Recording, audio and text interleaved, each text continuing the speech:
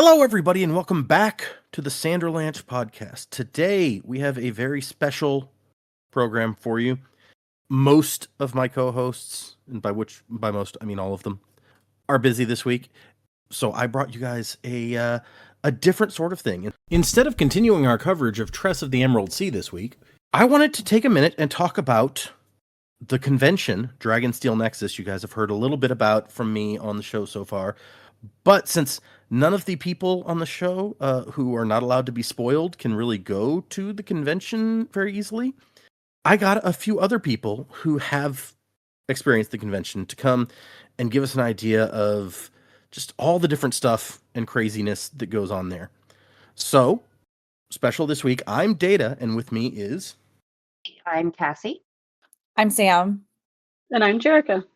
So this should be different and interesting for you guys. Hang on to something, everybody. The Sanderlanche is about to begin. So lean a little on your friends, they will carry you. Shelter from the stormy nights. Lean a little on your friends, they will guide you through. You know you're gonna be alright.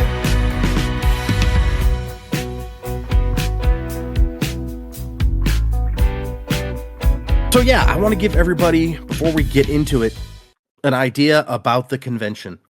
Because I've mentioned it a few times on the show. I went, but some of you may not be super familiar with it. This was 2025 was the 5th year, y'all? Yeah, I think so. Yeah. It started out as Dragonsteel MiniCon, and then in 2024 they renamed it to Dragonsteel Nexus. It's not quite as mini as it used to be. And so it is a Brandon Sanderson-centered convention in Salt Lake City, although it's expanded to include a lot of other stuff. And it happened in, I think, November, the first, 3 years, and then the last couple it's been in December. But that should be kind of, if you're not familiar, that should give you enough to be going on with. Why don't you guys introduce yourselves and tell us a little bit about you and your experience with the con? Yeah, so this is Cassie. I have been to Nexus twice now. I started off in the Sander fandom probably about 10 years ago. I think it was about 2015, the first time that I read a Sanderson book. What was the first one? The first one I read was Way of Kings. Bold start. Okay. Wow. Yeah, I actually had the opportunity to meet Brandon back then. He was doing a tour for Firefight. And I told him that Way of Kings was the first one I read, and he said, "Oh, you jumped in at the deep end." And I said, "Yeah." And it just kind of snowballed from there. Got to a point where I was buying every book as it came out. And 2024, we decided my husband and I wanted to make the trip to the convention, and I got connected with a fantastic Discord server, Sanderson Collectors Guild, where I met all of you lovely people. Yay. Yay. And things just kind of went on from there. And now I'm on social media as frugal.fantasy and manage the Dragonsteel Nexus subreddit and handle World Swappers with Jerika over here. Woo. Yeah, you had a very cool series after the convention about how I got to Dragonsteel Nexus for no money. Yes. Yeah, lots of travel hacking tips. If you need them, come talk to me. I'm gonna have to tune into that because that's our next thing. Trying to get to Nexus on any way we can. Yep. Oh yeah. So I'm Sam. I have been to Nexus the last 2 years. I'm actually an audiobook listener, so seeing some of the names on script has been interesting. But I started listening to Brandon, or I guess to everything in 21 or maybe the end of 2020 during COVID when everything had shut down. And my husband was like, "You can't go anywhere. You might as well dip into Brandon." And he was already into Stormlight, had read Mistborn years and years prior. So I was ways behind him. But as soon as he got me into Mistborn, I just got sucked in. And When we found out there was the Kickstarter for the Way of Kings for the Leatherbound, we were so disappointed. And then from then on, we're very in tune to anything and everything that came out that Brandon was putting out through Kickstarter, backer kit, everything. So then, of course, we had to be at Dragonsteel as soon as we could, which just ended up being 2024. Nice. I like that he used the pandemic as an excuse. Like, hey, what a great time it would be for you to read this stuff.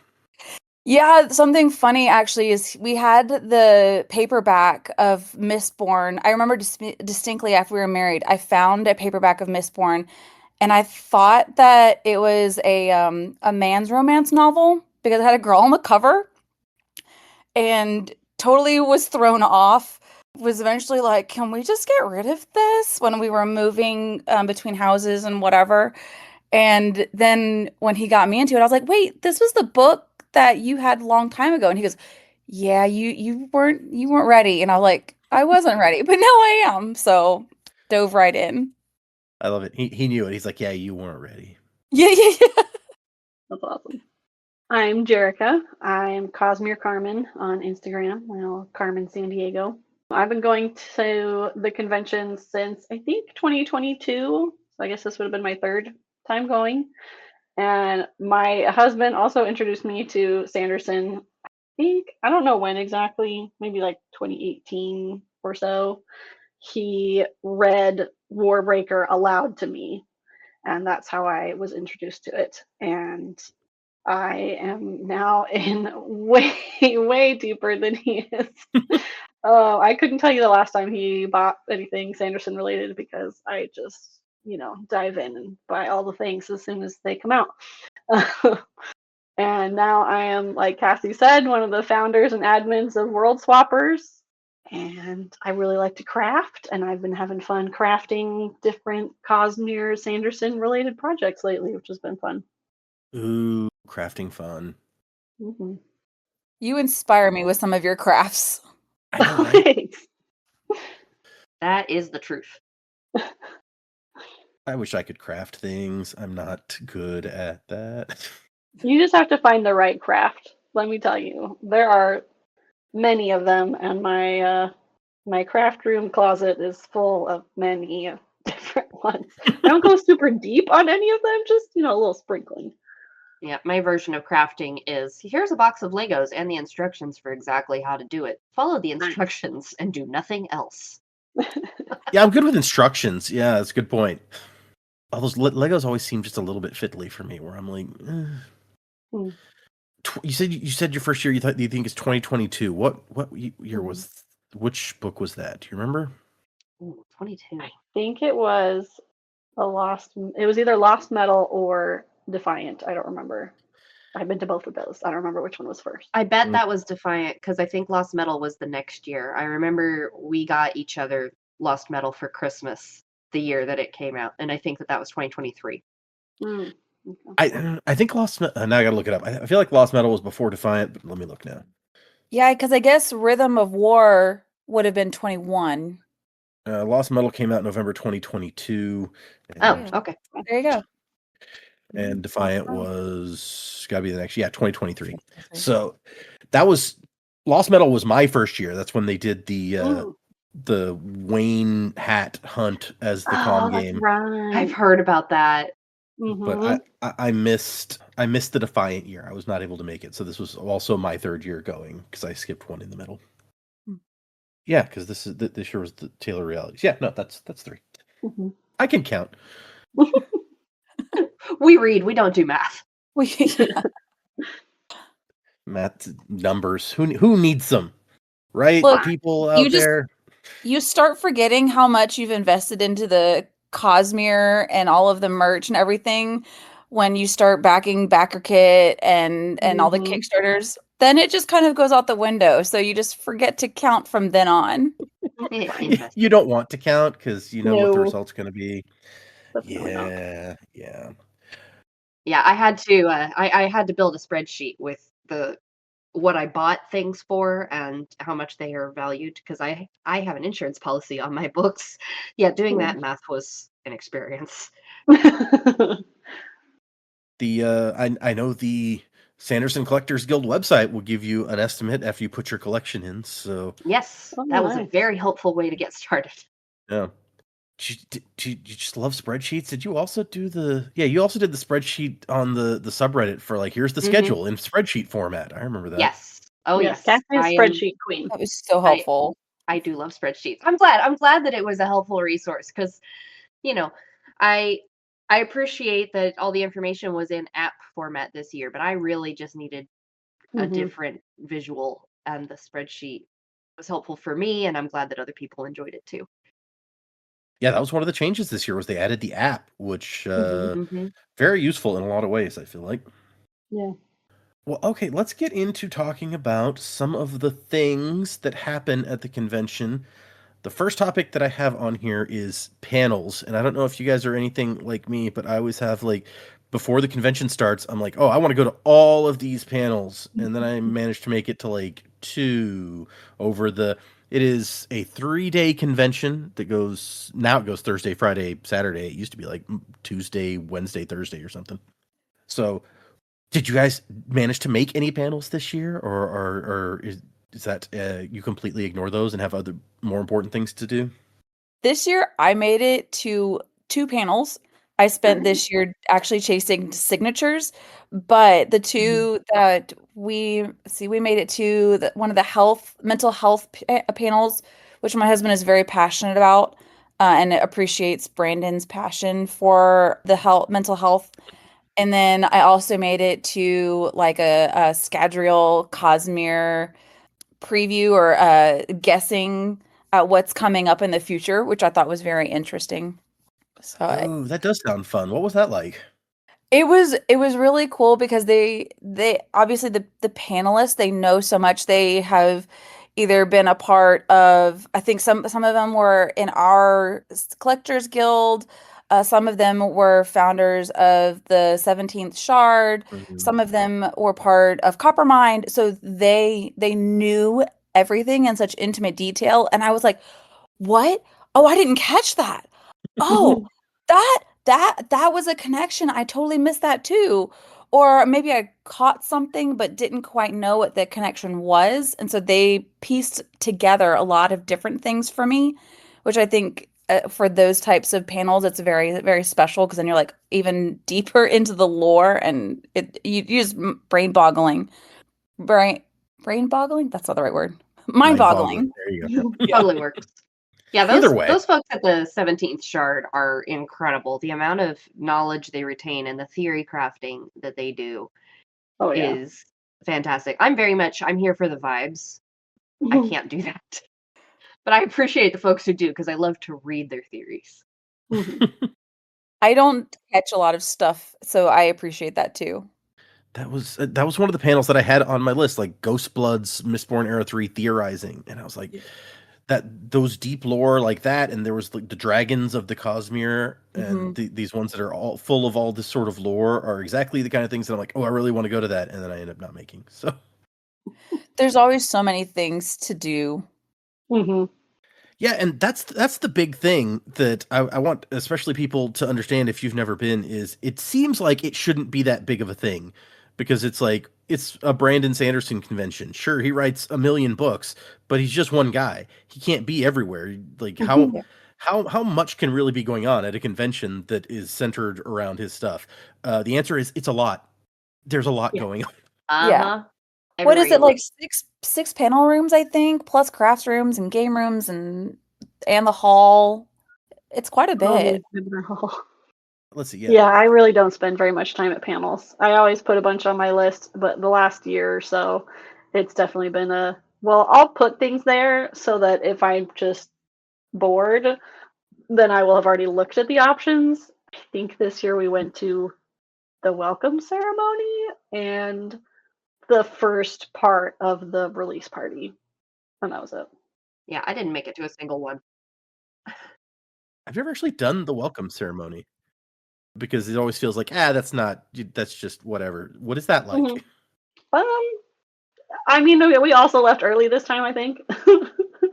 But they'll do like a little, introduction really quick, and then it's last year that was when they started the Fanderlanch idea, and so they had their little like Minute to Win It, Sanderson related games. So I think they did a little bit of that this year as well, if I remember correctly. Yeah, I've never managed to catch any of the Vanderlanche stuff these last 2 years, although it does sound cool. I think I tried last year and I couldn't keep up. I was like, I don't even know. How do these people know these things? Oh, I'm not surprised that Cassie, you said you didn't manage to make any. She didn't mention earlier, but she was a squire this year, Mhm. so I'm sure that Mhm. keeps you busy, even if you weren't running other stuff on the side. Yeah, it did, because, well, we'll get more into the details of squiring later, but there are minimum requirements for how much you have to work each day, and that means when you're free, you're trying really hard to get other things done. And so, Mhm. unfortunately, sitting in panels was not something that I was able to prioritize this time. Sometimes they record the panels too. You can go back They and watch them. do. Yeah, they've That's true. released several on YouTube. Yes. I've been meaning to go and look and see what all is out there, and I never remember to do this. I think I only made it to a couple of panels this year. I went to the Dungeon Crawler Carl one, which was a lot of fun Oh, yeah. because they had Jeff Hayes read a large segment from the upcoming book. Something he had never seen before. Yep, it was great. It looked great. That was one that I managed to find a clip of. He's so talented. It's really was impressive. impressive. Yeah, I can't even. I'm jealous of Sam, who's like, yeah, I do audiobooks. I can't do audiobooks. Like after 5 minutes, I find myself distracted and missing Mhm. stuff. Yeah. So I have to actually read. But sometimes, like with Dungeon Crawler Carl and the Dresden Files, I wish I could. I have always been the same way. I have always said I don't enjoy audiobooks, but I have found a couple of narrators that I really enjoy, and Jeff Hayes is one of them, and Ray Porter is another.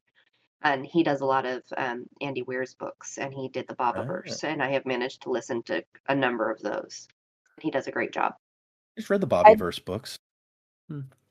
I definitely put myself in the characters so that keeps my attention, and then I like to listen to them when I'm like on runs or I have a Mhm. 45-minute drive to and from work. So putting an audiobook on to distract me is usually Perfect. my go-to. That makes sense. Yeah, I always listen like while doing the dishes or while driving or something. While crafting, actually, I do that a lot. Oh, that makes There you sense. go. Yeah, good combo. Well, while you're on the subject, why don't you tell us a little bit about being a squire? Sure. Oh gosh, where do we even start with that? The application process is wide open. They'll make an announcement, Dragonsteel does, in the spring. I think we actually looked it up the other day, and they announced them March 6th last year. So it's probably That's not far off from when we're recording this. Yeah. it's probably coming up. Yeah, it's probably coming soon. You do have to be kind of on top of it. It's open for about a month, and you just submit an application and you sit back and wait. And I actually got rejected the first time. Yeah. So, in that initial application, they sent me the, Dear John letter and said, "Nope, sorry, you haven't been selected." And then it was August, like late summer. I got a phone call out of the blue saying, "Hey, do you still want to be a squire? There's a position that Dragonsteel would like to hire you for." And I was like, "Oh, okay, sure." So did someone drop out, or were they just like, "Oh, that's Cassie. We like her." My understanding is that it was a role that wasn't initially in the planning, and Ah, they added a role with two positions, and I got selected along with another person who was fantastic to work with. nice. For anyone out there who may not be aware, if you've been to fan conventions, generally the people working at the convention are mostly volunteers, and Mhm. different conventions call them different things. But this year, at least, I don't remember if it was in previous years since I've never been a squire. But this year, at least, it was like you guys were like temp employees, not volunteers, right? Correct. Everybody did get paid. It's not a huge amount, but everybody does get paid, and they were paid in 2024 as well. I can't speak to anything before that. Okay. But yeah, temporary employees, and you just fill out all your paperwork and sign your NDA and sit back and wait. So, Do you like how many different places are you working? Like I think I saw you at the ball, but then you were like all over, weren't you? well, as far as squiring was concerned, I was specifically working the ball. So I was at every ball session and I was there for a dress rehearsal, which ended up being more of a setup session. But it was I was exclusively working the ball. Now, depending on what team you are hired onto, because there are many different teams working the event, you might be a floater, you might be working in the store, and there are multiple positions in the store. You might be helping with line control. That's the Sentinel team, and they're all over the place. So, when you say I was everywhere, I kind of was, but it's because I was trying to cram a lot of stuff into the daytime because in the evening I was in the ballroom for pretty much 8 hours straight. Oof. Yeah.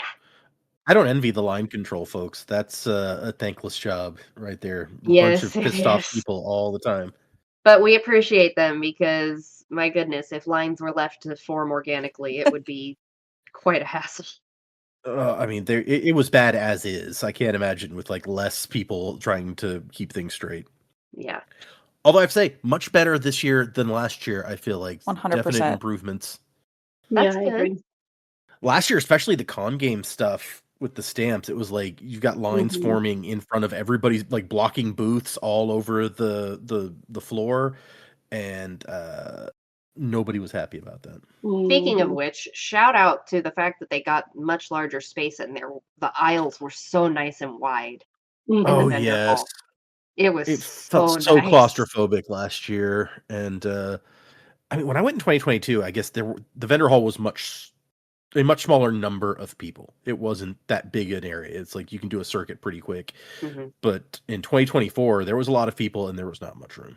Yeah, I think best estimate is that there were around 10,000 guests this year, 10,000 per day. It's a lot of people, Yeah. Well, and a lot of a lot of support, a lot of I was gonna vendors. say vendors. That's the word I was looking for. I was like Mm. exhibitors. That's not the word I'm looking for. Vendors. Yeah, I definitely they have some very missed cool some stuff of there. it. There was one vendor, I think, that had like a weighted dragon, and I was like, totally missed that. There's so many things to see. You just miss, Mm. you're always gonna miss something. Wow. Yeah, there's no way to see it all. It doesn't Yeah. matter how well you can make plans, Mhm. you're going to miss something, and Yeah. that's okay.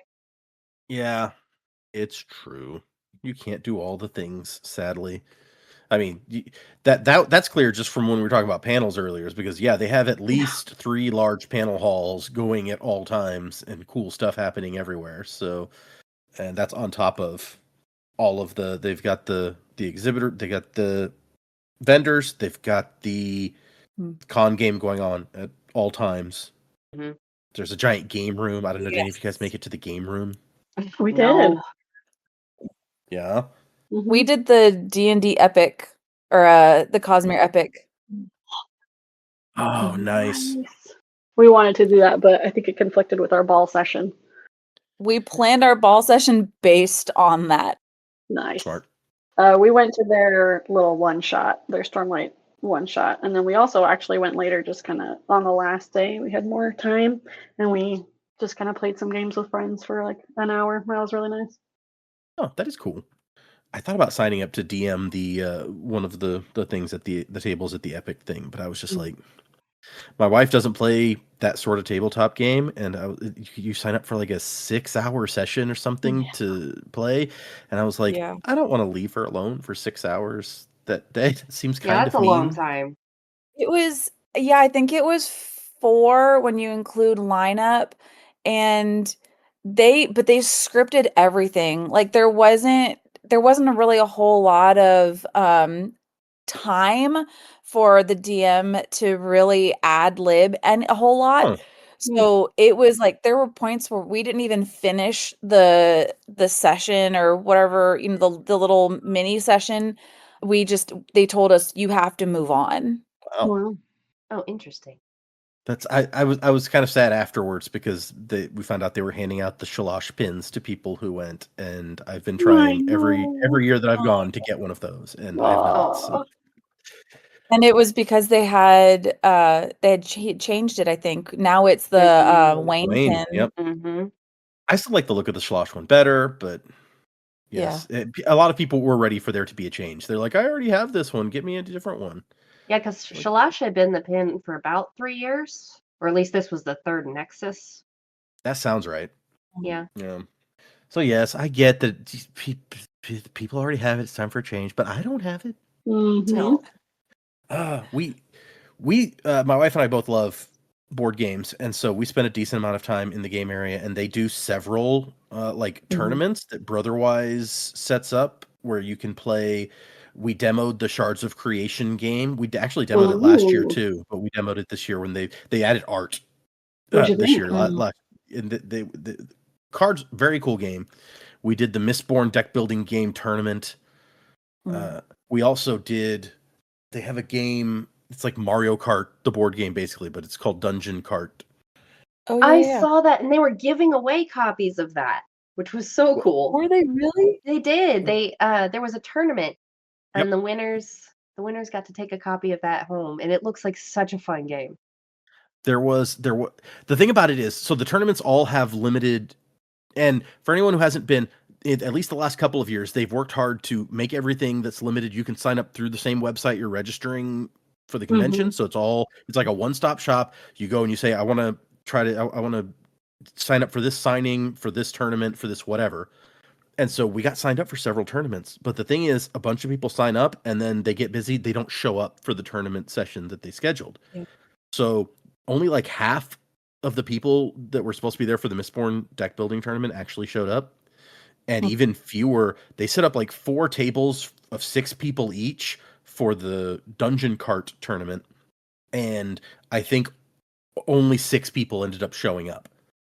Wow. And they were handing out full copies of this game, a very large game, for the top 3 people. Whoa.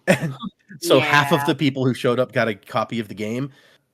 So That's really cool. I managed to get first place in that and got a copy of the game to take home. It was very Oh, cool. congrats. Fantastic. That's awesome. So yeah, if anybody out there goes to this and wants to sign up for one of those tournaments, do it. And if you don't manage to get signed up, show up at the time and be like, hey, is there empty space? Because the last 2 years when we've done this, there's always been empty space that people didn't show up for. So See, like we said, there's just so much to do that you have. Yeah. Your plans will change on the fly, and that's what we see happening there. I will say that was something that we noticed with the a lot of the signings too that you could sign up for. They would be done like half an hour into the signings, and they had the signing for a full hour. And so they were just grabbing whoever was standing around and saying, hey, if you have a book and you want this signed, come see it. I think the biggest exceptions were Isaac, because he takes a lot of time. He really likes connecting with the people that are coming to get signatures. Oh. So he did not have the time. And then, of course, you have to have a signing selection for Brandon. Right. So, like, but everybody else, like Dan Wells, Dan DeSantos, the author of Dungeon Crawler, he Matt had Dinniman, spots. Yeah, Christopher Polini, when he had a signing with Dragonsteel, not at the booth, but with Dragonsteel, they were just letting people in. So, like, it's always worth trying to go and hit those spots if you have time and see like if you can get in, because you actually just might luck out. So do you know if that was because were people who signed up, because some of these, and signings is the next thing I had to talk about, so perfect transition you made for us. But some of these signings, the slots went extremely fast when they went up on the website. So were people just not showing up for their signings, or were the authors like getting through them so quickly that there was extra? Think a lot of them were getting through it so quickly, because I feel like the lines would fill up the full length of the shoot. But you know, I'm not really one to sit there and talk to an author. Like, I love listening to them, but I go, you know, starstruck, I guess, once I get up. So I don't have a whole lot of questions. Like, my husband's like, you got to think of a good question for Brandon. And I went, I have nothing. My brain is empty. So I think they might anticipate, 10 seconds a person, but in reality, maybe it only takes 3 seconds a person. And so even taking only, 3-4 seconds for half of the people, you still have a considerable amount of time left. So I think it might be a combination of over anticipating, and then also maybe some people just don't show. Mm. Mm-hmm. I wouldn't know. I went to all my signings. So. As you should. Yeah, I find it hard to any level of celebrity. It's just like small talk is weird to it's especially in that situation. Like I went to a convention and I got a signing with Alan Tudyk from all sorts of Nice. things at this point. No But way. I had him sign my Firefly comic book that had his face on the cover, and I was even wearing like a shirt that was like a wash from Firefly shirt. And he was like Yes. the sweetest guy. He's like, "Oh, hey, look at it's me on the shirt." I'm like, "Yeah," and I was like, "I don't know what to try to small talk here." So I was polite and I was like, "Thank you so much. I appreciate this," and I moved on because like Yeah. what am I gonna? Yeah. Mhm. Yeah. What do you say? Yeah, Dan DeSantos, he was telling me a story, and so I actually have a picture of myself just like intently listening, but I had nothing. There was nothing in my head to ask. Dan Wells was saying that there was nothing in my head to ask. So I just kept going. I think if you get it, you almost have to pre-plan. Like if you come up with something, write it down in a notes, and that way you can come back to it as you're in line. That way you have something ready and you're not trying to think on the fly or, right in the Mhm. moment. So okay, give us a little more about what you did as far as you're focusing on signatures. You went into the convention, and be like, "I want to get stuff signed." Mhm. Yeah. So how did you approach that? Like signing up for signings or finding people, and who all did you end up getting?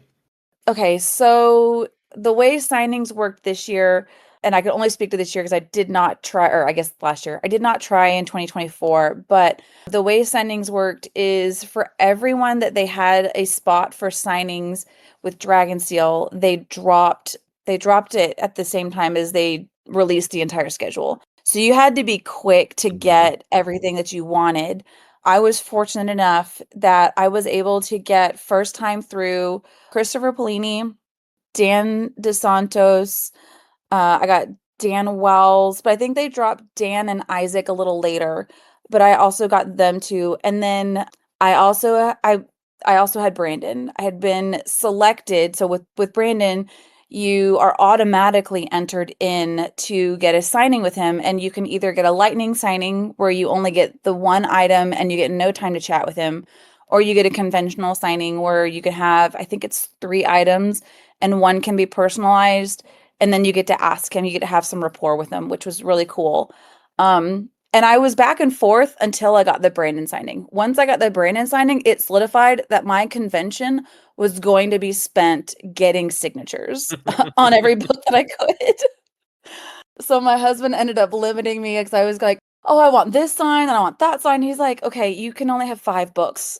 And so my approach then became, what 5 books do I get signed, and what 5 books were going to have the most amount of people at the convention that were going to be available to sign my books.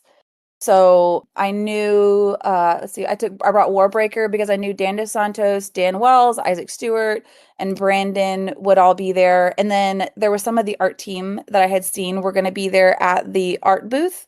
So they signed it. And then Mistborn being my favorite, I had book 1 of Mistborn signed by Brandon, by Isaac, and then I actually had Dan Wells sign the maps because he was telling me a story about how he and Isaac were going back and forth on some of the maps within the different books, Oh, neat. like who had the better map. And then, of course, with the RPG having come out this year, I was chasing hard signatures that Wow. I knew, yeah, that I knew would be RPG people. So again, Dan Wells, Isaac Stewart, I had Brandon sign it. And then I went and I stalked the Brotherwise booth when I knew that those guys were going to be there and got as many as I could. But again, I went going in, okay, nothing else matters except getting signatures. So it's the whole like, okay, you got to kind of pick what your win is for the convention, and that was just where I was gonna head. So yeah, it was quite an experience. Nice. I can understand why the Brandon thing, you're like, okay, well, I got the white whale of this convention, so I may as well go all. I've been it's always as long as I've been going, it's been a random draw for the Brandon signings, and 3 years in, I have never gotten a single one. So Oh, someday. someday. Someday you get there, you will. Somehow we've been twice, and my husband has gotten a signing both times, and I haven't gotten Wow. one yet. Yeah. Do you get to like go along and stand next to him, or? No, I mean, last year, 2024, he only had a lightning signing, so no, that was just one Mm. person. He Mhm. had a traditional in 2025, and I maybe could have gone with him for that, but I was in the ballroom, so I didn't get to.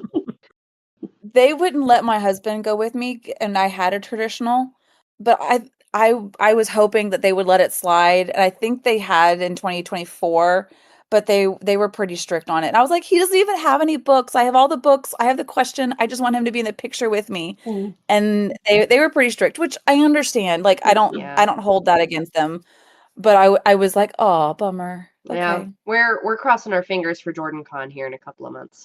Oh Mm. yeah. Oh, yes. Yeah. I think they really guard Brandon's time carefully at those things. So Mhm. Yeah. Yes. I mean, Nexus is his home convention. He's Right. in charge. He's got a million places to be. You know, when he's a guest, who knows? Maybe there's a little more flexibility. Mm. Well, and they pulled him away for like his what 10,000th or 100,000th Oh yeah, I saw the video. person Yeah. who bought his I book. think it was the 500,000th. Like it was Oh, was it? Yeah. it was a crazy high number. That's bonkers. Yeah, he was in the middle of doing a traditional signing, I think, and they had to pull him away from the whole signing, walk him over to the booth.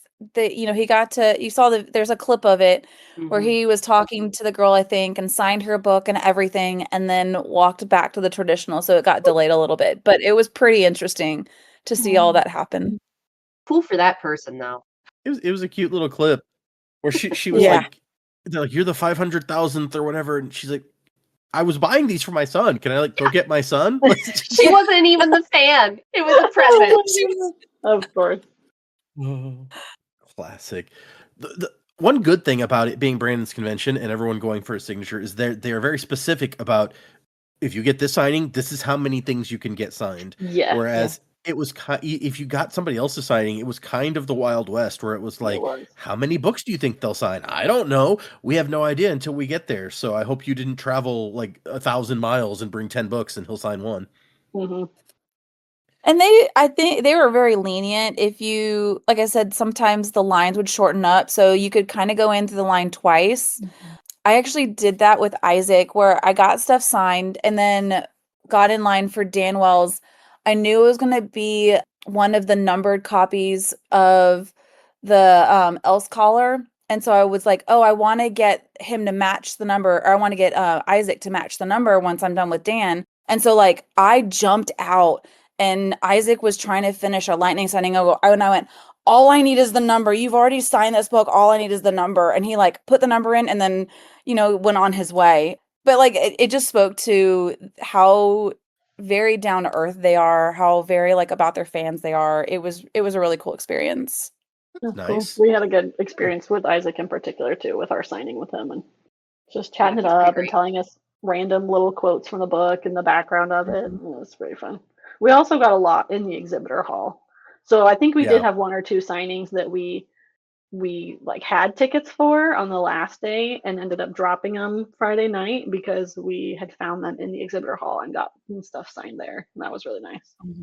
Yeah, I was worried about that because one of the I had two people who I was going for signings for. One was Matt Tinneman, because I wanted to get I managed to get a hold of a first edition, first printing of the first Dungeon Crawler Carl book, which is Nice. freaking crazy hard to get. So I got him. I was like, I have to get him to sign this. And the other one was Dan Dos Santos, because I wanted to get my Herald cards from last year's con game signed. And Oh, he yeah. did Shalash, and I think he had two of them. I don't remember the other one off the top of my head. Yeah, I had him signed too, but I think maybe it was Ishar. But yeah, Dan Dos Santos was gone like instantly when the signing stuff went up. And so I was like, oh crap, am I not going to get it? But then he was at his booth multiple times and on the floor. So I managed to get it pretty easily there. That was nice. Just goes to show, if you don't manage to get the signing ticket, don't lose all hope. There might be Yeah. other Absolutely. options. A lot of them are, and that came up a bunch in, like Cassie mentioned, she and I are both moderators for the Nexus subreddit. Mhm. So a lot of questions about that leading up to Nexus. Like, how many books can I get signed? Will they be somewhere other than the signing? And it was like, we don't know for sure, but given what we've seen in the past, almost certainly you will be able to find them at some point at some booth. Yeah. Other than Brandon, obviously, which is. And if they don't have their own booth, they will often be at like a publisher's booth. Yeah, like Grim Oak had a bunch of people at theirs this year. Like Paolini didn't have his own booth, but he was at Grim Oak multiple times. And I managed to hunt down. I got Dan to sign his heralds, and I found who else? Who else was there that did those? Oh, did you go to Miranda Meeks? No, I had her sign hers last year in 2024. Yeah. No, who is it? It was card number 8. Shoot, what's his name? I got it signed. I met him. Howard Lyon is the name I was trying to think of just now. Oh yeah, Howard. I got him at his booth. I got all the Herald cards last year. He's the only person that I got him to sign my like foil Yezrian last year. And then only after that did I realize, oh, he also did like Vedelev or whatever. So I had to go back and find him again so he could sign the other one. When I was looking at signatures and trying to like really navigate the best plan of attack, this is a shameless plug. I use Monday. Monday.com, and they actually have like a board system to where I was able to list all of my authors and then link it to another board that had all of the books. That way I can check things off in real time for myself. Nice. So it was a super helpful. Yes. Oh man, I almost did an Excel, but I was like, man, I need this in a slightly different format so that way they're together. And my work uses Monday, and I was like, this is easy. Okay. So I spent, like, my husband laughed at me. I spent a whole evening and then was so happy. My organizational heart was like, okay, now it's linked, and now I can go and check things off. And I really think I only missed Miranda because she was charging for signatures, which I get, but I was like, I have so many other things I need to put that money towards. Sure.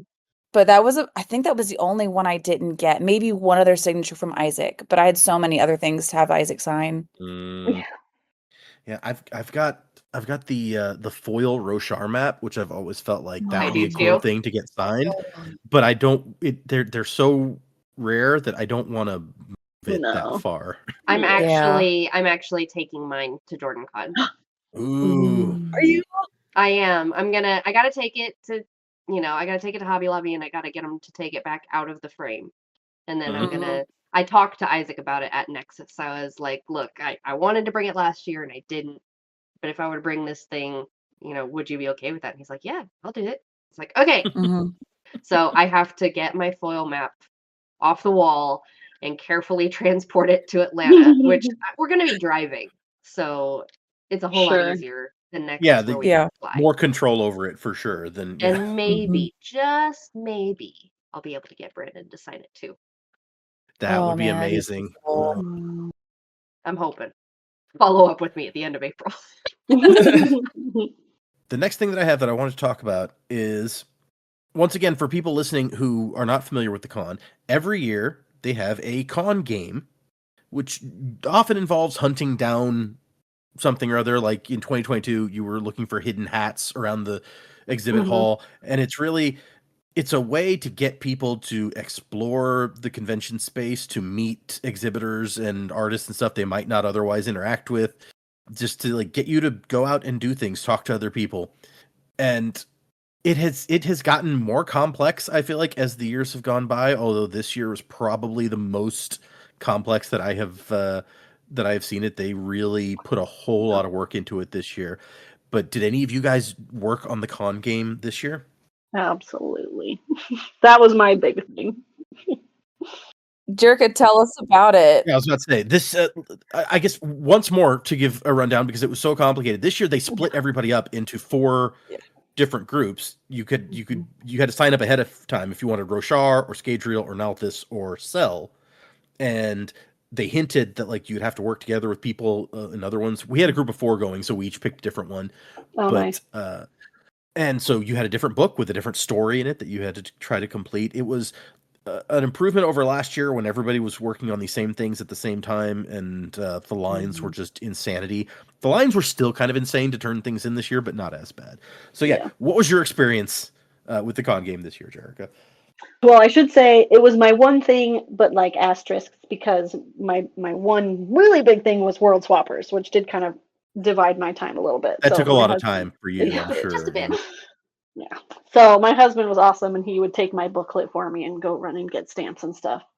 But in this booklet, there were like logic puzzle kind of things that you had to solve, which I enjoy doing. And you would like solve them, and that would give you a hint on where you needed to go in the convention center to find maybe there was a poster on the wall or something. You had to decode the secret message. And what I did really like to help with line management, not only did they divide up, the whole convention into really 4 different groups of lines, but then also as you turn stuff in, there were little booths throughout the convention center. Depending on where you were at in the story, you could turn stuff in at these various booths. Yeah, that was a big help. The little booths usually had a much smaller line than the big turn-in spots. Yes. And you would turn them in and just show like, hey, look, I solved this little logic puzzle. And you were collecting little tokens that represented different forms of investiture or invested items through the Cosmere. I won't go too far because I don't want to spoil for your podcast. But it was really fun, and it was really cool that they had the different tracks. So I was Nalthus, and my husband, I believe, had Cell. Now I don't remember because he changed what he was originally thinking. Anyway, and so like maybe I had this kind of puzzle on the day 2, and he had that kind of puzzle on day 1, but it wasn't identical. But you could help each other if you were stuck on how to solve the puzzle. And that was really nice. That was cool. So we could kind of work together that way. And then at the very end, you really did need to find somebody from each of the 4 tracks and piece them all together to like turn it in for the final. And it was cool to be a part of a story like that, because the whole little booklet that you were working in was telling an overarching world hoppery story, and then you like come together at the end for the final confrontation or whatever. But it definitely took some time of solving the puzzles, going to the booths, waiting in line, doing your little interaction encounter thing there. But I did also like that we could do, and we did most of the puzzles like in the morning when we were waiting for the exhibitor hall to open, and we were just waiting in line, or that night back to our hotel room. And so you could kind of work at it where you wanted, when you wanted to. That was nice. Yeah, stuff like the logic puzzle you could do. I think I did mine before the convention even started, because you get the booklet when you went and got your bag of stuff. But that was very nice. I agree. Oh, you brought it up. I guess I should have mentioned to you guys before we started that the podcast is spoilers up until the point that the newbies on the show have read. So it hasn't come up yet, but we've read everything except for the last 2 Stormlight books and the secret projects at this point. So feel free to have spoilers for any of that other stuff, just not, Rhythm of War, Wind and Truth, and the secret projects. But really should have established that up front, but it's fine. It didn't come up. It's all good. I started talking about it, and then I was like, wait, I know what this podcast is about. I need to be careful what I say, but I wasn't sure where you were at, so that's good. We've gotten most of it at this point. So what did you think versus previous years of Con Game? Did you participate in the other years that you went? I did. I really liked this one, both for logistic reasons, but also for the story of the game. That they use that tagline all over, be a part of the story, and I did feel more a part of the story this time than previous years. I also felt like, even though there was a lot to it and it was complicated, I felt like it didn't take as much of my time. I feel like usually the con game is so involved that I tend to miss out on the con because I'm doing the con game, because I'm also doing something else like getting signatures, and it's just not enough time to get signatures and do the con game and actually attend panels or whatever else you may want to do. So I did like that about this one. I think I wish that it had been just a little bit less time involved but that's also because I was trying to get some signatures and do world swappers. So Right. yeah. Yeah, I remember the first time I went in 2022 thinking like, oh, this is going to be like, is there going to be enough stuff to keep us busy for 3 days? And then literally ended up missing several panels because we were so obsessed with the con game and trying to hunt down the hats and stuff. Yeah. So, it's weirdly all encompassing. I didn't participate as much with the con game this year. I went in thinking, okay, again, I'm going for signatures, not for not con game. What I did like is once I started, because I started doing it day 3.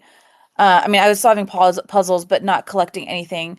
And they actually had like separate small booths that were dedicated to anybody who was behind. Mm. And that was really nice because I don't think that's how it was in 2024. You had like you could only go to the one central place in 2024, no matter where you were in the story.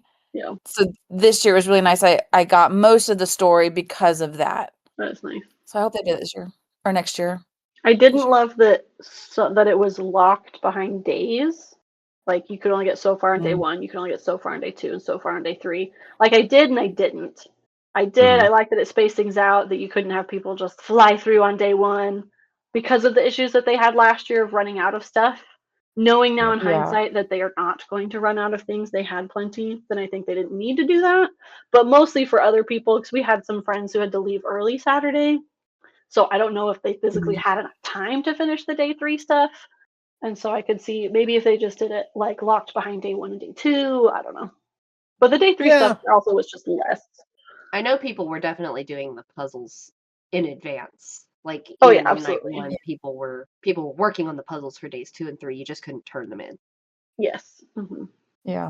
It's funny because I was thinking the exact same thing you said. It's like I like it and I didn't like it, but I like that there's a stop sign where it's like, okay, I finished the day 1 stuff. Now I don't have to obsess over the con game. I can do the other things that there are to do. Yeah. Honestly, but there are downsides as well. If I could give Dragonsteel one thing to change, it would be to let people turn stuff in during the early access exhibitor hall hours. Oh, Just to reduce the lines the rest of the day. Yeah. I didn't even realize they weren't doing that. Yeah. Yeah, it was one of those things where, you had to have squires scheduled to be there for the turn-ins, and given the restrictions on how many hours people can work, there were limitations to that makes sense. to when they could have the stations open, because they're just because of payroll and tax limitations, you needed to stay under a certain number of hours or else you were going to have to pay Utah taxes, right? So nobody wants that. Nobody wants to have to file 2 state tax returns. So, it makes sense. It's just it's a limitation of the nature of, the setup. It is what it is. Good point though about the I think the biggest improvement over last year was they made sure they had enough prizes for all of the people who were going to finish, because I think some people got killed over those pins last year when they ran out. Like, oh my gosh. Yeah. And I like that they were all the same prize. Yeah. There was a big question about that because it wasn't 2 years ago for the Defiant year. And afterward, you could buy it if you missed out. But I really appreciated that it was just all the same. I appreciate I wasn't chasing story cards like we had in 2024. I was up very late every single night in 2024, and because I felt less pressured to collect quote unquote things, it made for a much more relaxing con. Even thinking about the things I had to do, it was much more relaxing to sit back and be like, oh, I'll get to the con game whenever I get to the con game. Yeah. So 2024 was just like 2 con games at the same time, and that was rough. It was. It's still a con game for some people. Yeah. Some people are still getting their story deck cards. That's true. It's true. There's still a thriving community for the story deck bazaar. The plight of being a collector of things and having that attitude where you want to collect things. It's Yeah. it's the downfall of assault. Again, picking and choosing what you do and don't do. Collect and And with the story cards, if you don't collect them all, it's not like you're just missing fun trading card art. You're missing chunks of an actual story. So if you Right. don't Yeah. have them all, True. you can't read the story.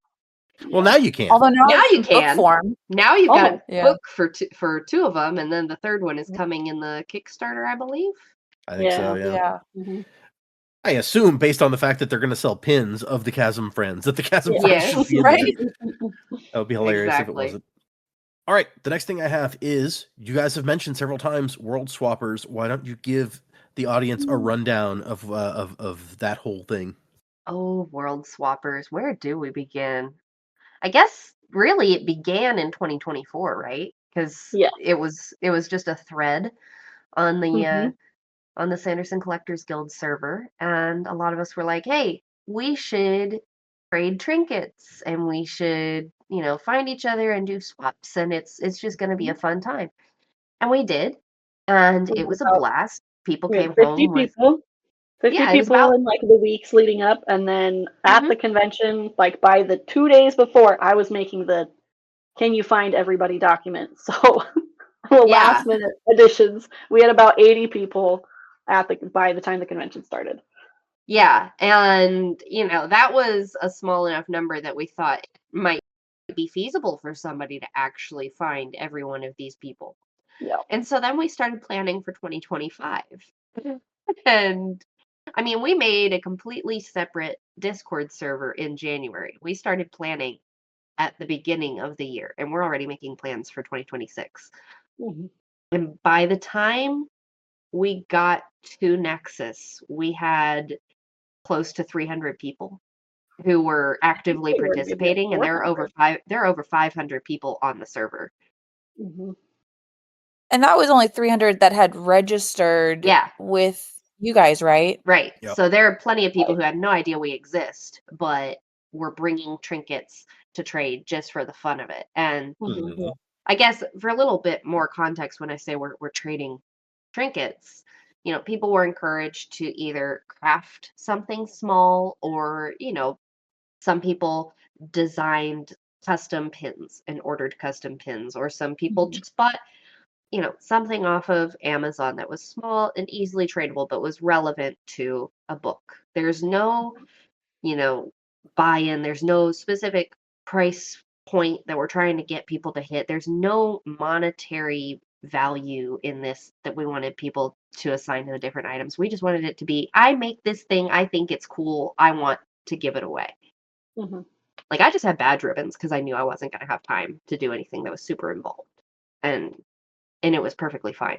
So yeah, we did a backer kit over the summer, Sold and out we multiple sold out times. the backer kit, and we Yep. extended it, and we sold out again, and we extended it, and we sold out again. And And still had so many people saying, "Wait, I missed the backer kit. Oh no." yeah, yeah. So we're Mhm. already trying to figure out how we're going to address that this year. But we collaborated with a vendor who had rented a couple of meeting rooms, and she was like, "I think I'm actually only going to need one. Let me donate the other meeting room to Mhm. you." So shout out to Tess Campbell of Tessellation. Hmm. She let us use the other room, and the room was not big enough. No. Oh my gosh. It was Well, not even close to big enough. well, It was especially because you also incredible. had the line for the early pickup stuff for Carly's Mhm. Dragon Drop and stuff in Doug. there, or Doug Hunt. Mhm. Yeah. Yeah. And we thought, we'll just knock out two birds with one stone and make it easy for people. And next thing we knew, we had over 200 people who were lining the hallway Mhm. to come and pick up their stuff. And we were floored. We It did was not incredible. expect that kind of turnout. We thought that maybe 100 people would come and get their stuff. And it was awesome. And it was a true highlight to be wandering around the con and seeing people huddled together Mhm. and trading things. Mhm. I loved it. It was so cool. And we had various meetups during the weekend, Hmm. so people could know that, okay, if I'm here at this time, I will find people to swap with. So I ran a couple of those, and it And was those are just really good so fun. turnouts too. Oh yeah, absolutely. And people who hadn't heard of World Swappers but had brought stuff, and Yep. we let them know, hey, if you come, here's what time the meetup is. But then we also had our various swag that we had put together, and people had pre-ordered through the backer kit, and so you could identify people during the week to swap with them, and it was just so cool to see people's creativity and positivity. Like every interaction I had was positive, and even various exhibitors, I would start talking to them about it, and they'll go, oh yeah, no, I have heard of you. Or I, in my traditional signing with Isaac, and I was like, hey, have you heard of World Swappers? And he said, I have actually, but like, tell me some more about it. And so that was a cool interaction, and we bombarded Dan Wells on the last day and gave him a bunch of trinkets, let him know who we were. And it was just so, and everybody seemed so positive in how they had heard of us, and it was really cool to hear people's experiences as World Swappers, of them being in a really low place, and then just conversation in the Discord leading up to the convention, helping them through that. And it was really cool. Yeah. Plus, it helped like a lot of single people who were coming maybe with nobody else to like join a community Yeah. and have an organic way to get to know people, or maybe it's not the right word, a structured way to get to know people, and then they could find their people and find their group. Yeah, because they've been talking for months online, and so you finally get to the con, and it's like, yes, I saw you making this thing. I would love to trade with you. And they ended up talking, and I mean, even though the convention has been over for 2 months, there is chatter on the World Swapper server every day. Like, people are staying in touch. It's a very active community, even outside of, full-on convention time. People are chatting about their ideas for this year's trinkets. People are talking about their cosplay ideas, whether it's for Dragonsteel or JordanCon or otherwise. And it's just so fun. Oh my gosh! Speaking of, I just got the mock-up for the first item that I was gonna have for this year. You guys want to see? Hold on. Oh, yes. Preview. Share it in this chat here. Oh, nice. Ooh, another pin in the series. Yes. Have you had more pins? Like, have I missed out on something? He had ruin and preservation pins. Yeah, 2 this year, and I think I'm gonna do 2 for next year. So, oh, man, I missed it. See, that's part of the. I was swapping with so many people, and I definitely didn't get this. Yes, you'll come home and you realize, like, oh my gosh, like there are so many people who came home and realized other people came home with metal chopsticks. There was somebody who got magenta and teal chopsticks and was giving those away. I mean, they started making appearances in videos and pictures from people's swag hauls, and everybody was like, where did you get the chopsticks? Those are awesome.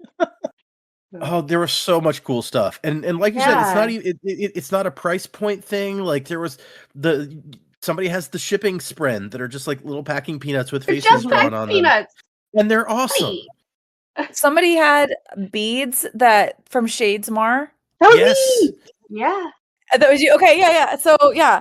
So that I have that, and I have it actually in my cup from the World Hopper Ball from 2024. Yep, it's of course Stormlight. So it's like it's together, and I look at it, and I'm like, oh my gosh, it's so fun. I think that my favorite, like just for the sheer creativity of it, is somebody had fabric that changes color when heat is applied, and they made little human shapes, like the little straw man from Warbreaker. Oh, I love that. I didn't put them see that together at all. so that it looks like a little doll, and if you breathed on it, it changed color. That's which amazing. is just so on theme for Warbreaker. It was genius. Yeah. Somebody did that with sand. Yeah, there's color changing sand too. Yeah, for the investiture from White Sands. Amazing. The variety is just incredible. You'd think with all these people chatting about ideas leading up to it, there would be a lot of similarities, but it really is amazing to see the variety. Yeah. I don't really feel like I came home with much in the way of duplicates at all. I like that you had the same idea as me, though, that my goblet from the World Hopper Ball last year is also full. I put a bunch of different trinkets in there. Yeah, it's sitting on the shelf full of trinkets. It's a perfect spot for that. Yes. Yep. But Yes, I did 2 shard pins last year, and I'm gonna try, I think, to do 2 this year. But in my case, they all have the name of this podcast on the back, which means that it is a promotional expense that comes out of our Patreon funds. Oh, So Nice. I Very nice. thank you, patrons. Woo woo. You're awesome. Shout out We to the appreciate patrons. you. Yeah. You're the best. But that actually leads nicely into the next thing that I had was the World Hopper Ball. So I went last year, which was the first year. 2024 was the first year they did the World Hopper Ball, and it was the theme last year was Shalon and Adelyn's wedding, and it costs a decent amount of money to go, and you need to make sure you have some nice enough clothes, whether it's cosplay or normal nice clothes to go. But it was an experience that I was interested in. Personally, I didn't find it as enjoyable enough that I wanted to pay even more this year to do it again. But I know that Cassie went to all of the sessions this year, and I know did. Jerika also mentioned that she went last year and this year. I don't know, Sam, did you? I did both. Okay, well then y'all are the perfect people to have to tell them about the World Hopper Ball and the improvements from last year to this year and all that sort of thing. I can go first. So Yeah, I think you guys did you want to who go first, came Casey? as attendees should go first. Okay. Yeah, so I went to both 24 and 25. 24 I enjoyed. Like you, I was like, I don't know that I really want to go again. It was expensive the first year. And then we started seeing sneak peeks about it was Mistborn themed this year. And I was like, no, that's my favorite book. I don't want to go this year. And I think we already knew the pricing at that point. Mhm. And I was like, I told my husband, I said, if it is Mistborn, we're gonna have to go. It's my favorite book. It's Arrow 1. It's my favorite. And he was like, he and I were both back and forth on it. Well, then of course it was. And I was like, well, we're going. No question about it. So we went to session 1 and I felt like it was a lot better. They had made a lot of adjustments from the Stormlight one to the Mistborn one, as far as like building up platforms that way everybody could see from anywhere in the room. There was actually some entertainment that engaged the guests that I really, really, really did enjoy as well. And then this space was a lot larger. It felt much less crowded. I mean, it was still a lot of people, but much less crowded. And then I really think they brought it together well. We didn't notice a whole lot of hiccups where we had heard in session 1 for Stormlight, there were hiccups. They seem to have like tied almost everything so neatly for session 1 that we didn't feel like it was a session 1. Nice. So it was much more enjoyable. That's awesome. Yeah, Yeah, see, very I was glad to hear that. tempted. Like you said, Mistborn, the Final Empire is probably my favorite Brandon book, maybe because it was my first one. So when I found out like this is Ball of the Final Empire, I was like, I'm tempted to push the button on it, but I didn't do it. Yeah, it's my favorite. Like I said, it was the one that I had to have Brandon sign. And funny thing is, when I had him sign it, he put the inscription and then didn't actually sign the book. Oh no. So then when I got home, I was heartbroken because I had we had done this whole experience for Mistborn, and then I ended up having to send it back to Dragonsteel to have him sign it. But the ball just being Arrow 1, just being for everything from the first one to Hero of Ages, like I thoroughly enjoyed it. If it's anything else next year, I'll hesitate to push that button, but because it was Mistborn, it's just my favorite. So for people, I guess also who don't know much about it, this is it's a full on. Well, there you got the guests can dance and eat and drink or whatever. There's a full on. There's actors acting out the various things. Like when I went, you had Dalinar and Shalon and Yasna and all these people like acting out the whole event. And you even got, if you went that year, Wind and Truth had come out, but if you hadn't read it yet, there's the little thing that happens during the wedding that you wouldn't have known about that actually shows up in the live performance. So. And that was us learning about it in real time because none of us had time to actually read the book yet. Right. No, how could you have? Jeez. Yeah.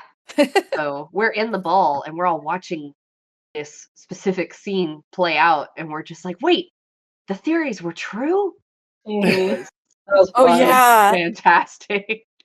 So tell me about the performance this year, since I didn't get to go. I'm curious. I didn't get to Yeah. go. I chose not to go. I'm curious what the performance was like this year. So they did some back and forth, they had Vin going to the ball and meeting Ellen, and then at the end it was the whole fight between Vin and Shalon, not Shalon, Shan. That would have been a And very then different book, Vin and Shalon. no, Yeah. not Shalon. It's funny. Spoilers? Vin and Alternate Shan. universe. Oh, yeah, alternate universe. And then they also had an interaction where you could get spiked, so to speak, because you would walk in and you would get a metal card, and so then you were basically a misting. So you got to interact in that regard too, and then the dance. I'll let Jerika talk about the dance, but it was just elevated, and then you're of course in your ball clothes. Like, it is a real formal ball. Like they said, like, don't come as a Bridge 4 member. Make sure you're wearing nice clothes. You're going to a Scadrial ball at a manor, so you need to dress like it. So it wasn't you couldn't really scrape by, like, you if you were coming in some sort of cosplay, like, there were a lot of miscloaks, but a lot of people dress nicely under cloaks. Yeah. Yeah, a large part of the reason I decided not to go this year is it's just a hassle to get my actual suit there and not end up all wrinkled after the plane trip and stuff. And I was like, it'll be so much easier if I don't need to take a suit to wear. So That's fair. Fair. What was that, Cassie? I just thought it was amazing how they had so much more atmosphere this year. Like Sam said, the room was so much bigger. They built the entire set from ground up on, basically loaded everything in on Tuesday and we're doing construction all day Wednesday and up until about before ball began. wow. Like I Wow. was throwing tablecloths on tables, 30 minutes before people came in the room. So it was a very limited time frame. But you walked in there and you didn't feel like you were in a convention center. They built walls. They had these Stained glass beautiful windows. backlit windows that looked like stained glass.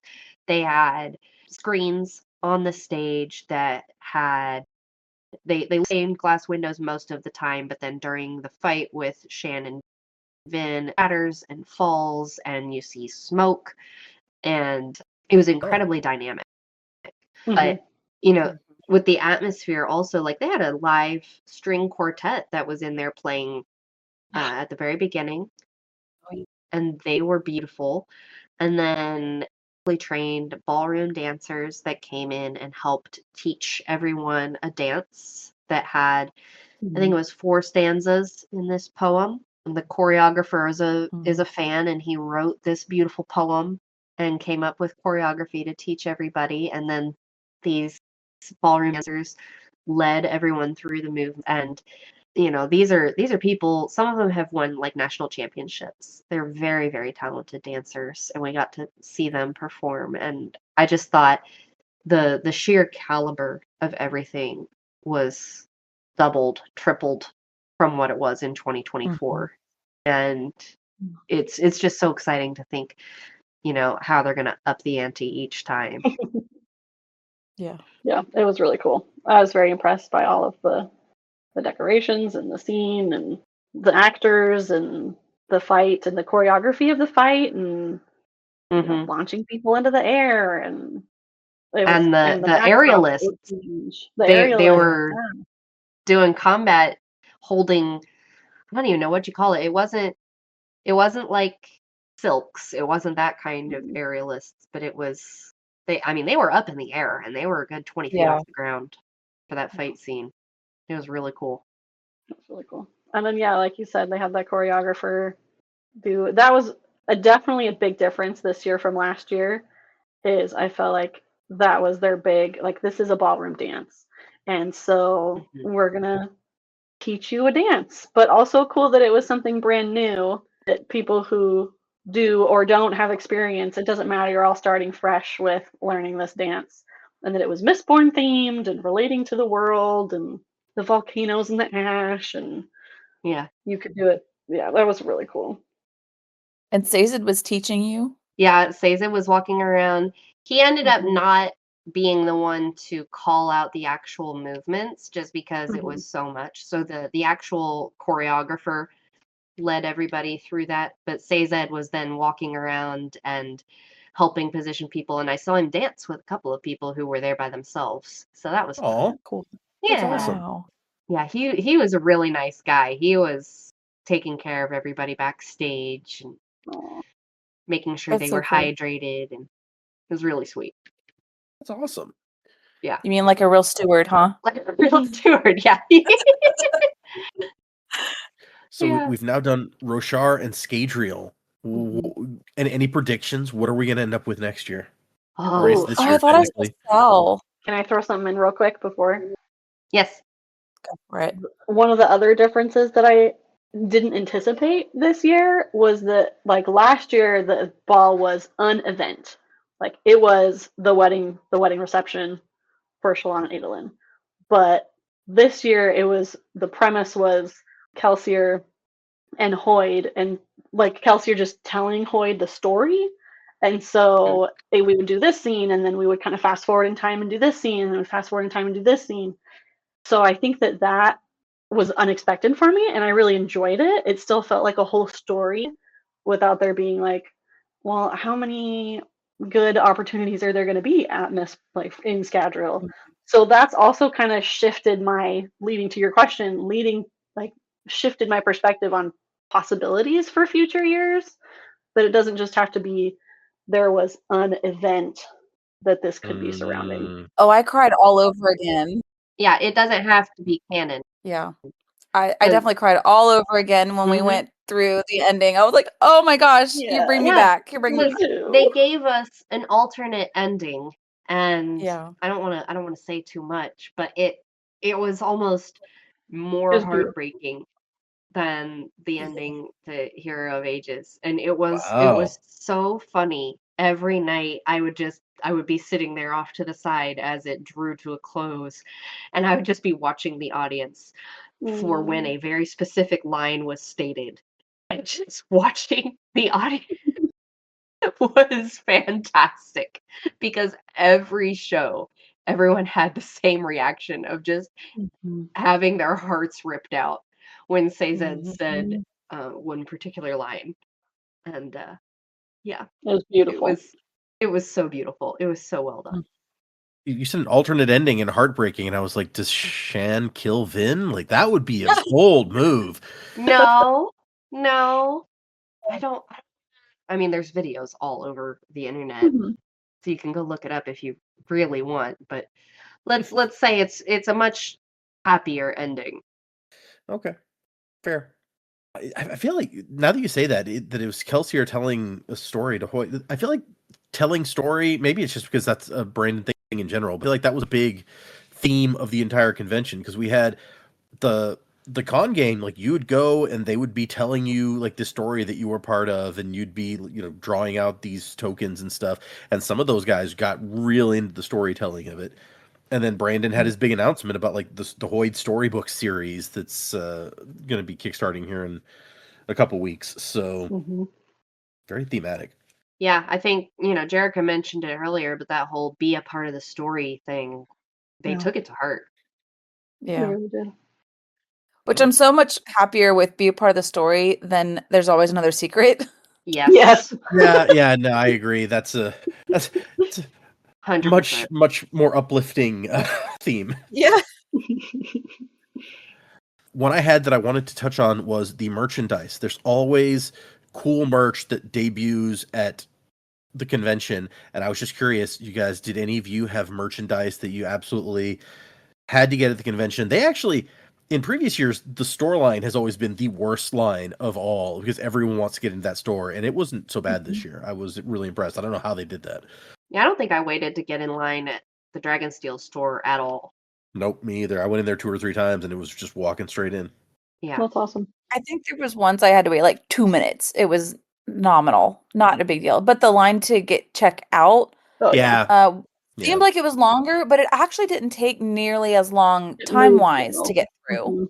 I did go in. I'll say the one thing that I made a beeline for when we got in there was we knew that there were a very limited number of signed secret projects in the store. And so we ran and made sure that we got those. So now we Very have nice. a full set of signed secret projects, which is super cool.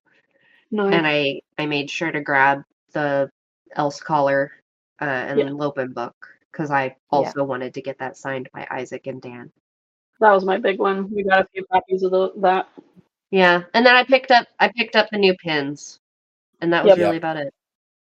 Yeah, I was about to say I'm a pin person, so I went for all of the pins. There were Yep. so many. So many There's pins. so many What, there were like pins. 12 this year, 15 this year? I don't know. Oh. I know that I have not purchased all of them. I'm still not caught up. They had all the Sander shelf ones. Those are the Which- ones I haven't bought yet. Okay. There was at least I didn't 7 buy of those those. packs. And then what the new All of New Series character 3. pins. Mhm, series pins. Yeah. including the new double character pin from Miles of the Emberdark. Yeah. Had 2 in Mhm. there, so yeah, lots Oh, of the lots of cool seam stuff. pins. The seam Oh, pins and the for the seam balls pins. were really pretty. I mean, Cool. not Those, officially yeah. associated with the ball, but those are really pretty. yeah, those are gorgeous. And the ball pin that was the stained glass glass window. window. That was also pretty. Mhm. I think the biggest thing we also made a beeline for were the glasses. Oh yeah. Oh, the So, tumblers. yeah, they had the normal rendition, which we actually liked better because it had different colors More for the colorful, yeah. different seals Mhm. instead of the VIP, which all of those were blue at the bottom, where this one had like a blue for Stormlight and red for Mistborn, Mm-hmm. and was it green for Cell Yeah. and purple for I No, think it may have been green for Warbreaker Lumar. and Malthus. yeah, and for green for Warbreaker. Trust. Yeah. Lumar. Yeah.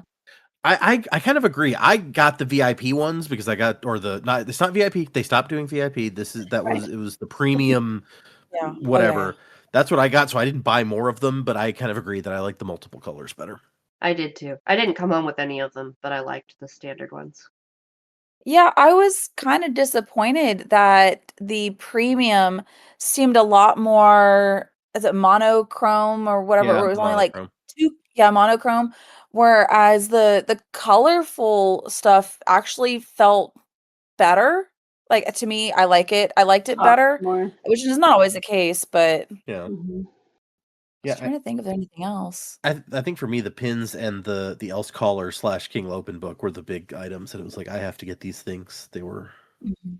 We did also end up getting one of the holiday sweaters and one of the sweatshirts so that we could try them on from their like sample rack, so we could really know which size. Especially because I think the Mistborn ones in particular, the neck's tighter on those.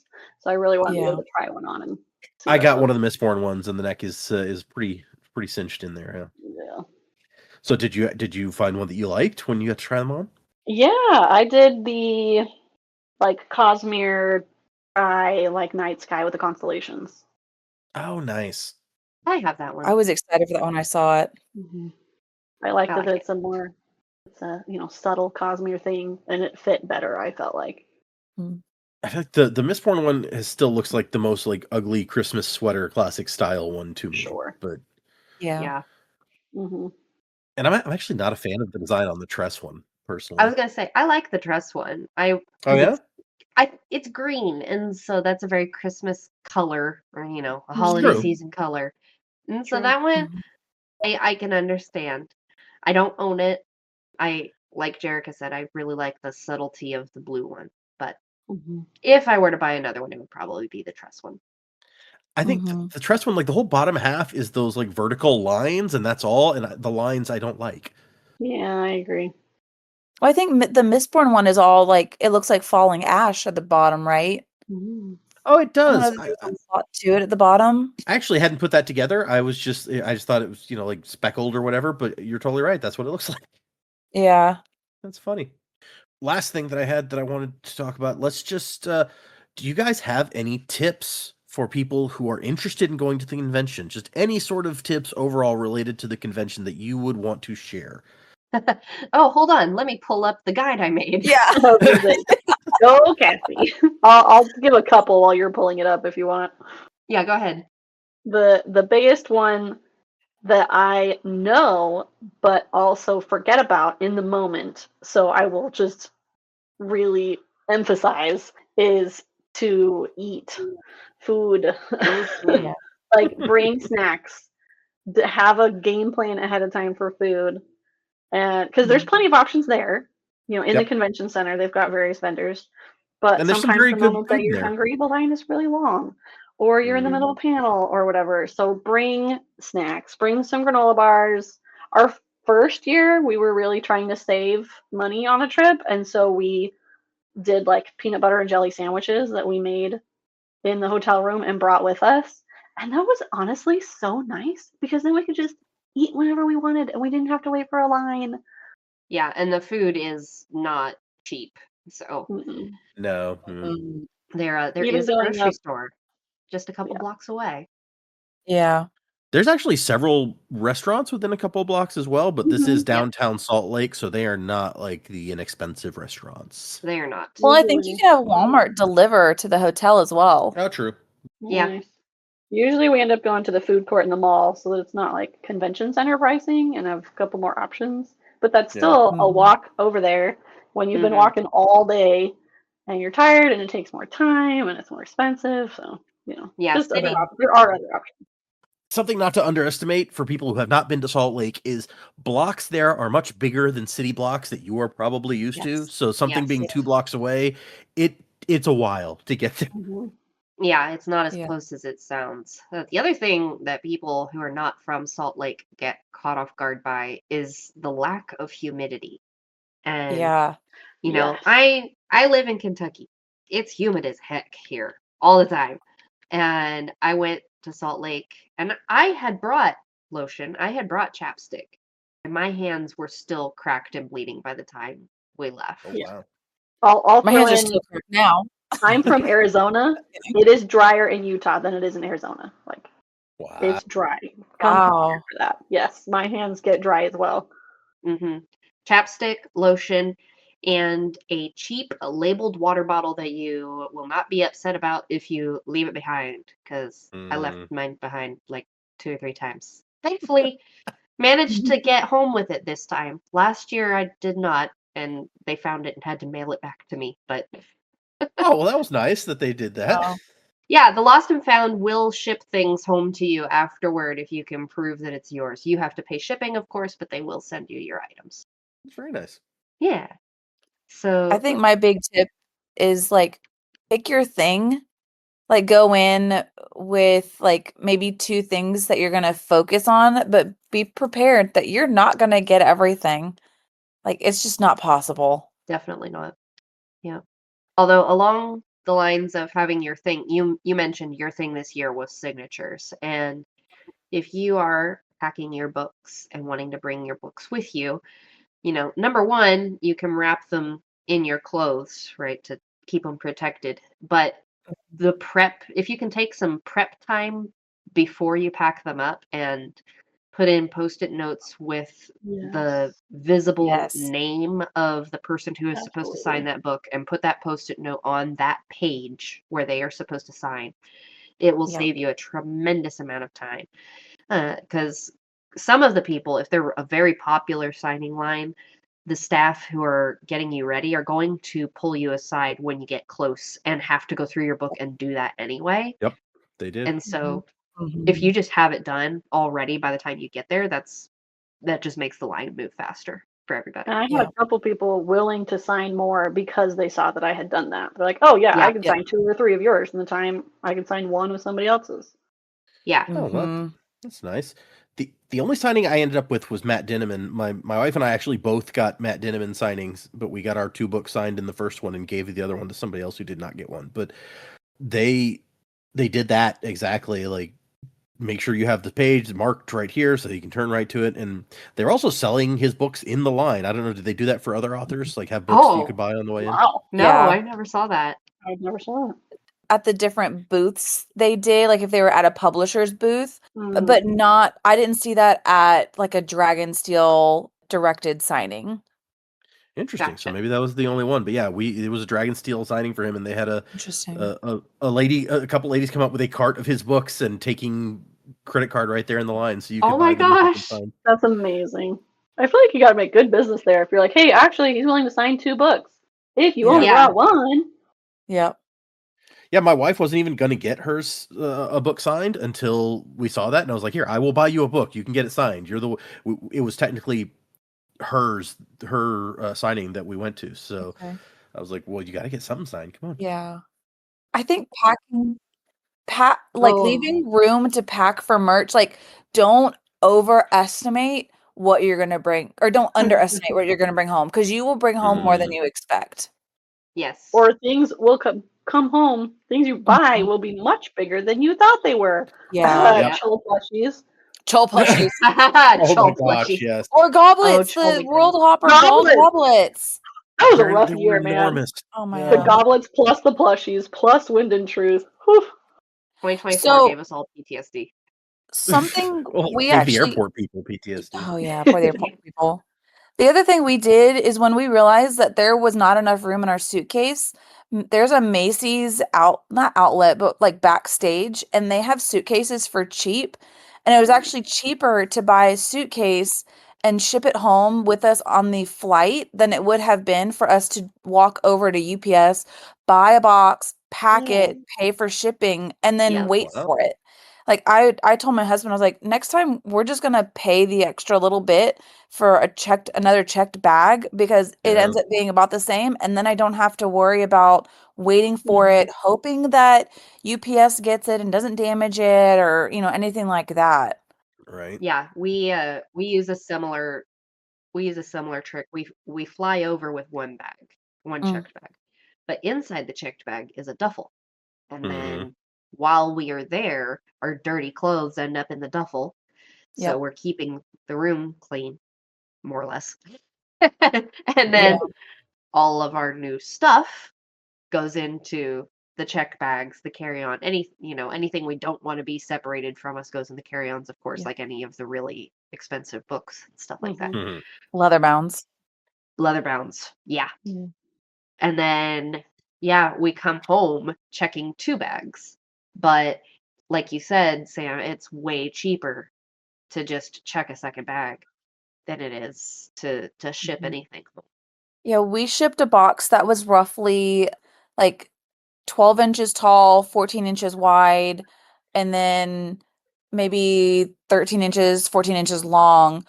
And with the weight of it, which not a lot really fits in that, it was still $42, and we could have paid $50 and had a large, had another luggage, full-size Yep. luggage, to have sent stuff home and not been like worried about weight and trying to like be under that 50-pound mark, or worried about like, oh, is this too big, or anything like that. So I agree. Checking one small luggage inside of it and like kind of faking it in that regard was definitely a way to go. Or picking up a luggage from the Macy's backstage back lot, whatever it's called. Also, good advice if you're going to Disney World. That's what we have to do when we go there. So Yeah. Nice. We also Yeah. do the duffel bag thing. It's awesome. The other thing that I think a lot of people don't realize is you're not limited just to the hotels that are right there next to the convention center. True. Obviously, everybody knows you can stay further away and Uber in, but there is a tram in Salt Lake City, and there is a section that's a fare-free zone. And if your hotel is close to that free fare zone, you don't have to pay to use the tram, and you Mhm. don't have to pay for an Uber. You can just hop on the tram, go to the convention center, and get back to your hotel later. And it So runs decently often. it runs decently It does. often. It runs fairly late, and it's a really easy way to, if you want to stay a little further away from the convention center to save money on your hotel, you can do that without having to figure out separate transportation. Yeah, we always take it from the airport. It's nice. Not Yeah. free from Yeah. the airport, but still. Is it the green or the blue? I think that, it's like $6 from the Yeah. airport to get to the convention center, or hotels, around the convention center. Yeah. So Yeah, don't that waste sounds right. don't waste your money on Ubering. in that for that. If I can give another big tip, comfort is king. Comfortable shoes in particular. You don't have to wear, for example, nice shoes to the ball. You just Nope. don't. It's not worth it. I've worn tennis shoes both times. I've brought nice shoes both times and then said, no, not worth it. Like, Yep. wear something Nobody's going to comfortable. see them under your dress anyway. Yeah. It doesn't have to match your cosplay during the day. Like, just wear comfortable shoes and have a comfortable cosplay because if you're bringing a cosplay, because you're going to be in it all day walking around. It's just exhausting. Yeah.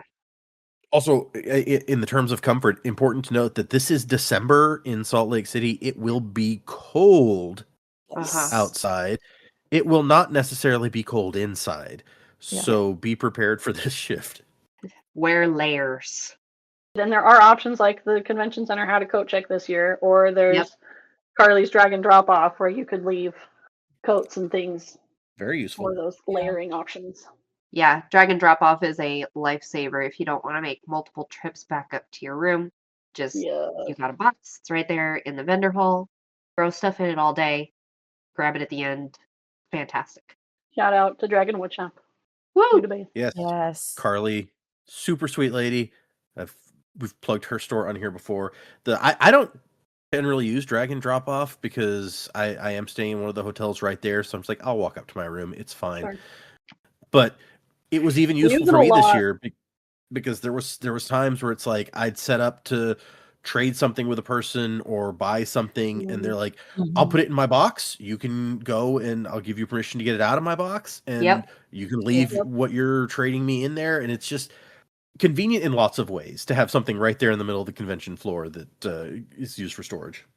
I think particularly if you're doing signatures. I did that too, and I would also I'd also look at the schedule for the day and be like, okay, I'm leaving the room at 8 a.m.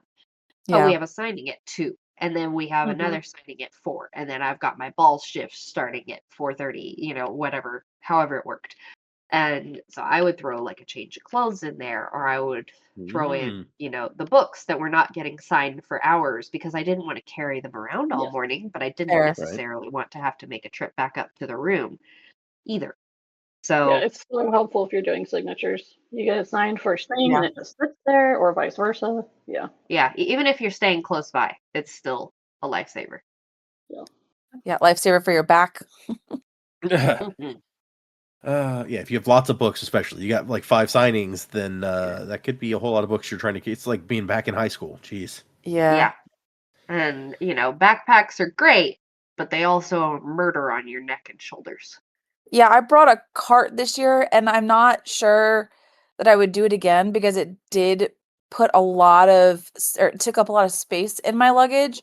So I think if I were to go back through, I would just go ahead and do the Dragon Drop Off because you're right. It would have been a lot easier just to stop in, grab my books that I needed, and then jet back out when I was done. Smart move. Okay. Any other final tips before we wrap up? I don't think so. If you want more tips, go and follow the Dragonsteel Nexus subreddit. We'll post all the tips that if you there. didn't. Yeah, there you go. Collectors Guild. Or Collectors Guild Discord if you want a place to actively chat. Yeah. And World Swappers if you want to connect with people to trade trinkets with. Yeah. I was about to say I can put the World Swappers link in the description for the video if you like. I didn't know if you wanted a bunch of random people joining all of a sudden. Yeah, I think that's fine. Yeah. We'll figure out roles and stuff later.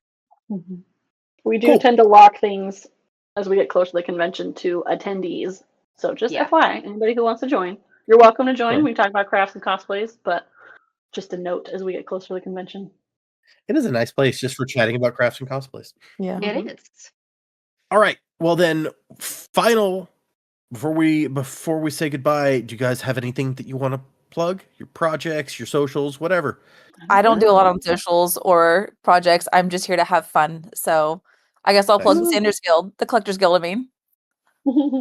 There you go. Collectors Guild is a great place to hang out. Like I said, I'm on TikTok and Instagram as frugal.fantasy, and I don't post a whole lot, but I'm always up for chatting about the convention. And I hope to grow the Dragonsteel Nexus subreddit later this year, and of course World Swappers, and just make those big community resources as best we can. Yeah. And you can find me at Cosmere Carmen on Instagram. I just made my account, so there's not a ton on there, but I like chatting about projects and crafts, so feel free to chat with me about that. It's a fun time. Nice. Okay, well, I want to thank you guys for coming on and sharing your knowledge and experience of the con with the listeners. Hopefully, we can all manage to get tickets this year. I meant to talk about that, but it was we don't know for sure. But the assumption is that it will be a raffle for the tickets again this year because I feel like they felt like it worked really well last year. Yeah. So who knows who will end up getting to go to the convention this year? Yeah. We can all hope. Cross all your fingers and toes. Right. So thank you guys. We appreciate you. Remember, listeners, next week we're going to be back into the books and we will be reading the next 7 chapters of Tress of the Emerald Sea, which should be chapters 37 through 43. So if you're reading along, do those chapters for next time. If you'd like to send us an email, the podcast, the address is thesanderlanch@gmail.com. Find us on Instagram and Facebook and Patreon, where I am still posting my reactions as I read through Isles of the Emberdark for the first time. So if you don't get enough of hearing me talk on this podcast, you can listen to more of that over on our Patreon. And if you join the Patreon, Joe will assign you a faring power, which people always appreciate. So check that out if you're interested in that. Otherwise, 7 chapters for next time. Music by Miracle of Sound. And Wuzzing to the Time of Next. Colo, P.S. Vasher. Crabs ahoy! But when you're bitter and tired, your voice is a mute.